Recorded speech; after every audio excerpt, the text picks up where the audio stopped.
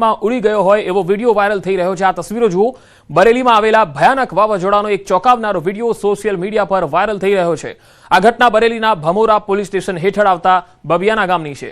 બરેલીનો રહેવાસી આ ભારે તોફાન દરમિયાન હવામાં ઉડવા લાગ્યો। પવનની ગતિ એટલી તેજ હતી કે તેમણે પોતાનો જીવ બચાવવા માટે ટીન શેડનો થાંભલો પકડી લીધો, પરંતુ કુદરતનો પ્રકોપ એટલો ભારે હતો કે વાવાઝોડાના કારણે આખો ટીન શેડ ઉખડી ગયો। થાંભલો પકડી રાખવાના કારણે તે પણ હવામાં ઉડવા લાગ્યો હતો। जो है कि मतलब एक संग बहुत तेज लकूड़ा आ रहा था। लकूड़े के साथ में ऊपर मतलब 30-40 फीट ऊंचा चले, हमें ना पता कहाँ गिरे।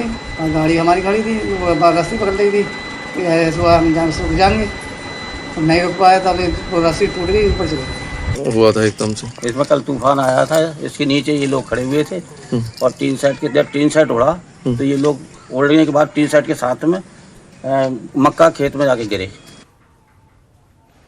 उत्तर प्रदेशના કેટલાક વિસ્તારોમાં વાતાવરણ પલટાયું। ઉન્નાવમાં ભારે વાવાઝોડા વરસાદ અને કરા પડવાના કારણે કુદરતે ભારે કહેર વર્તાવ્યો। આ આફતમાં અલગ અલગ પોલીસ સ્ટેશન વિસ્તારોમાં 6 લોકોના મૃત્યુ થયા, જ્યારે 5 લોકો ગંભીર રીતે ઘાયલ થયા હોવાનું જાણવા મળ્યું। ભારે પવનને કારણે સેંકડો વૃક્ષો ધરાશાયી થયા છે, જેનાથી વાહન વ્યવહાર ખોરવાઈ ગયો છે। એટલું જ નહીં, કાનપુર લખનૌ રેલમાર્ગ પર OHE લાઇન પર વૃક્ષ પડવાના કારણે ટ્રેન વ્યવહાર થંભી ગયો। જો કે વહીવટી તંત્ર દ્વારા તાત્કાલિક વૃક્ષો હટાવી માર્ગ ફરીથી શરૂ કરાયો। હાલ મૃતકોના મૃતદેહોને પોસ્ટમોર્ટમ માટે મોકલી અપાયા છે અને ઘાયલોની હોસ્પિટલમાં સારવાર ચાલી રહી છે। તો ઉન્નાવમાં આ ભારે વાવાઝોડાના દ્રશ્યો, અહીંયા વરસાદ અને સાથે સાથે કરા પડ્યા હતા।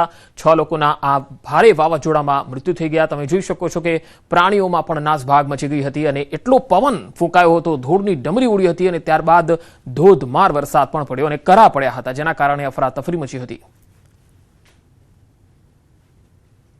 હવે ઉત્તર પ્રદેશના ભદોહી વિસ્તારથી આવી રહેલી આ તસવીરો જુઓ। અહીંયા પણ વાવાઝોડાએ ભારે તબાહી મચાવી।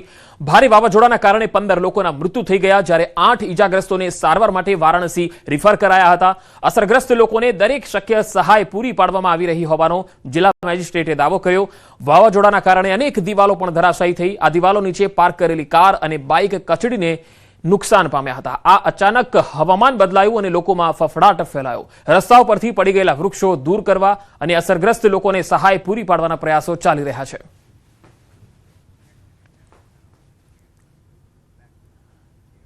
રાજકોટ કુવાડવા રોડ પર ગુરુદેવ પાર્ક સોસાયટીમાં સ્થાનિકોનો વિરોધ જોવા મળ્યો। મહિલાઓએ રસ્તા પર ચક્કાજામ કરી દીધો। છેલ્લા 2 દિવસથી પાણી ન આવતો હોવાથી મહિલાઓ વિરોધ કરતી દેખાઈ રહી છે।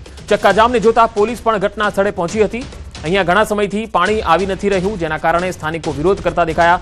ગુરુદેવ પાર્ક સોસાયટીમાં સ્થાનિકોએ વિરોધ કર્યો, ચક્કાજામ કર્યો। છેલ્લા 2 દિવસથી પાણી આવી નથી રહ્યું, જેથી મહિલાઓએ હલ્લાબોલ કર્યો હતો। ચક્કાજામને કારણે પોલીસને પણ અહીંયા આવવું પડ્યું હતું, જો કે પાણીનું કોઈ નિરાકરણ આવ્યું નહીં। વડોદરાના ગોત્રી વિસ્તારમાં ફરી એકવાર પાણીની લાઇનમાં ભંગાણ થયું અને રસ્તાઓ પર પાણી ફરી વળ્યું। પાણીની ટાંકી નજીક 3 રસ્તા વિસ્તારમાં ફૂલ પ્રેશરથી થયેલા લીકેજને કારણે લાખો ગેલન પાણીનો વેડફાટ થયો। 2 દિવસ પહેલા પણ આવી જ ઘટના સામે આવી હતી, જેના કારણે સ્થાનિકોમાં ભારે રોષ જોવા મળ્યો।